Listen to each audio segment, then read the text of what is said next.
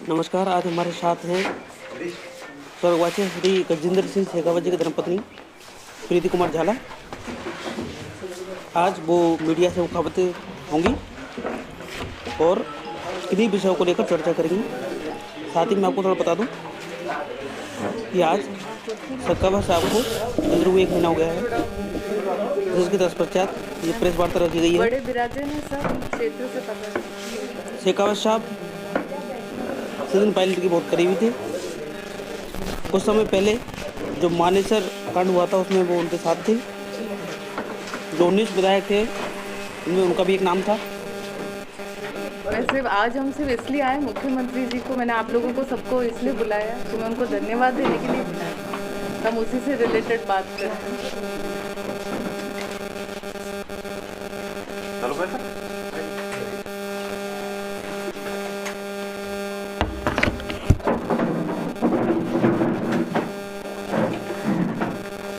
आज हमारे आदरणीय स्वर्गीय शेखावत साहब के निधन को आज 1 महीना हुआ है। इस बारे में मैडम शेखावत आप सबके माध्यम से जिन गणमान्य लोगों ने निवास पर आकर संवेदनाएं व्यक्त की उनको धन्यवाद देना चाह रहे थे। इसके अलावा जो मुख्यमंत्री जी ने बजट से कुछ घोषणाएं की है वल्लभनगर विधानसभा क्षेत्र के बारे में, उस संबंधित मुख्यमंत्री जी को धन्यवाद देने के प्रयोजन में ये प्रेस वार्ता रखी गई है। प्रेस वार्ता के बाद आप सभी अल्पाहार व्यवस्था है चाइना लेके बताएं। मैडम बोल।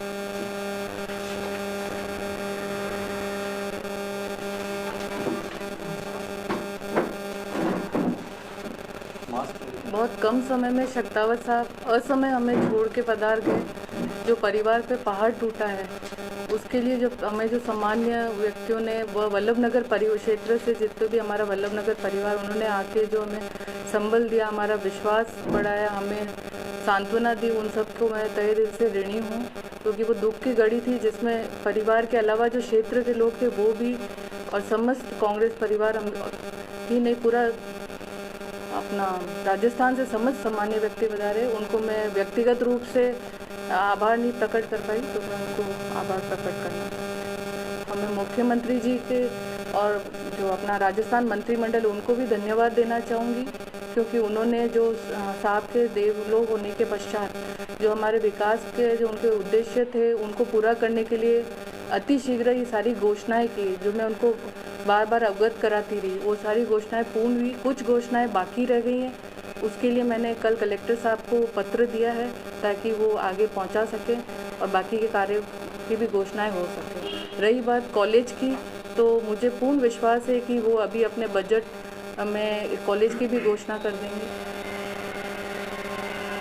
जो प्रभारी मंत्री हैं, मंत्रिमंडल के समस्त मंत्रियों को मैं कहना चाहूँगी उन्होंने अपने अपने जो विभाग हैं उसके द्वारा सारे कार्य पूर्ण किए हैं। कुछ कार्य जो छूटे हैं वो कल शाम को मैंने कलेक्टर साहब को अवगत करा दिया था, जिसकी एक कॉपी अगर आप लेना चाहें तो आपको उपलब्ध करा दें। आपके सवाल जो भी आपके संबंधित उपचुनाव में आप चुनाव मैदान में जाएंगी?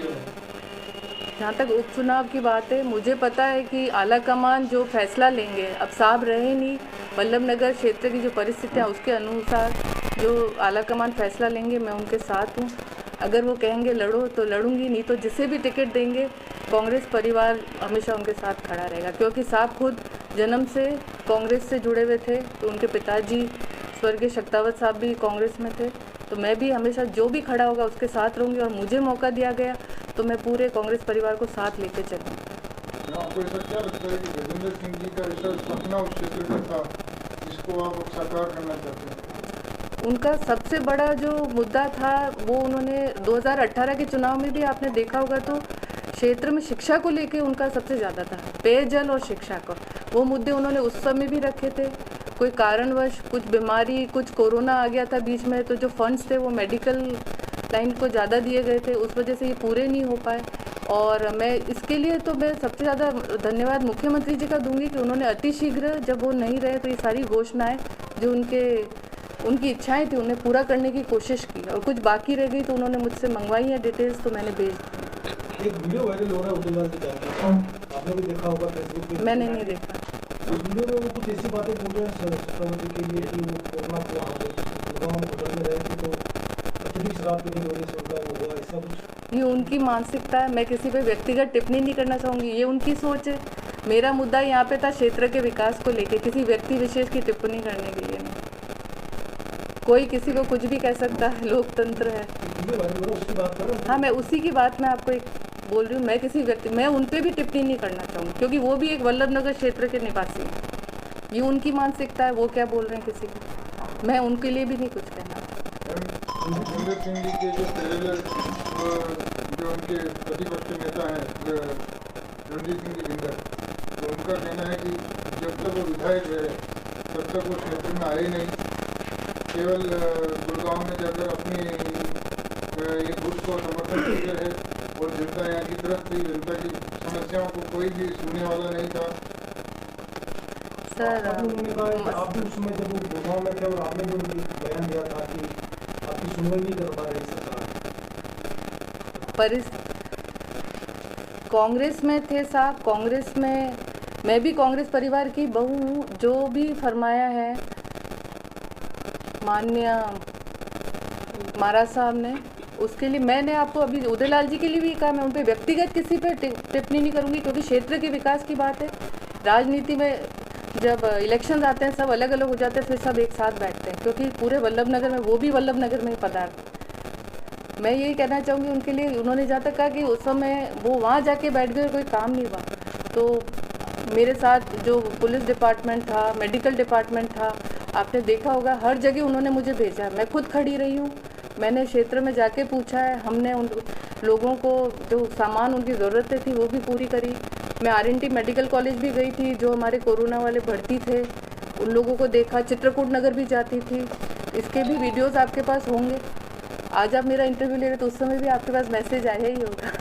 तब आपने कहा था कि सुनवाई नहीं हो, आपकी सुनवाई नहीं हो रही थी तो कुछ चीज़ों में सुनवाई नहीं हो रही थी, उसके लिए मुद्दा रखा था एक, पर कांग्रेस थोड़ी ना छोड़ी थी।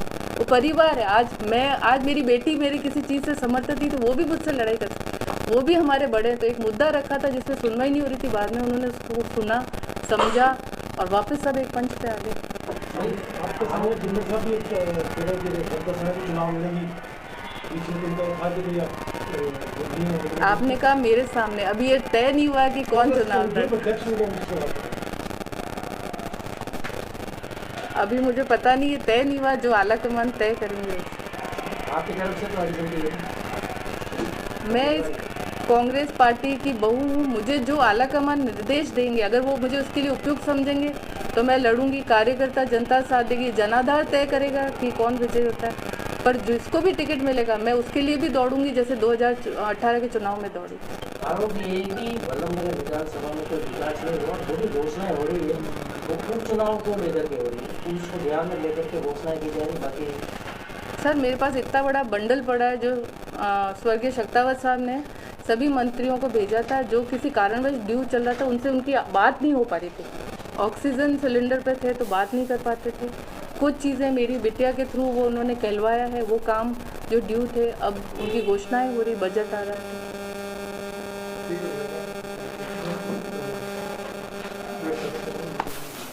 आप कुछ पूछना चाहें तो हमारे वल्लभनगर से सम्मान्य लोग पधारे हैं। आप सभी जलपान लेके पधारें।